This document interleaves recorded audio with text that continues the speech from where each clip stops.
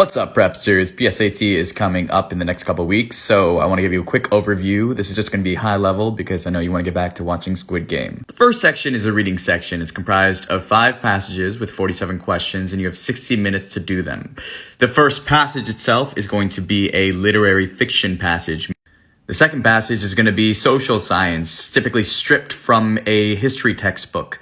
Think about sociology, anthropology, psychology. Why do people do what they do? Note that there will be some graph questions that pop up, typically after the social science and the natural science passages. Then we've got a natural science passage. Think about your hard sciences like physics, chemistry, biology. Again, you might have a graph. In this particular case, this passage is all about geology in the Yellowstone Park. Then we have the founding document passage, or in this case, passages. These are drawn from founding documents that may have led to the development of the United States, or even in recent years have been instrumental in the evolution of our society. When you have passage 1 and passage 2, read passage 1, answer the questions that are relevant to passage 1, then read passage 2, answer the questions that are relevant to passage 2, and then answer the questions that talk about both.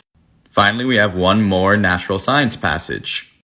On to the writing and language test. This one is 35 minutes. It's got 44 questions, and these questions can be broken down into 2 types. One is mechanics, which is going to be testing your grammar knowledge, and the other I call substance and structure, which is going to be testing style questions and the purpose of the passage and so forth.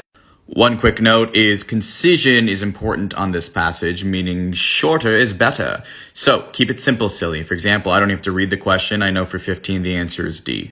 Then we have the first of 2 math sections. This one does not allow for calculator use, and it's 25 minutes with 17 questions. Both math sections have both multiple choice questions as well as grid-in questions.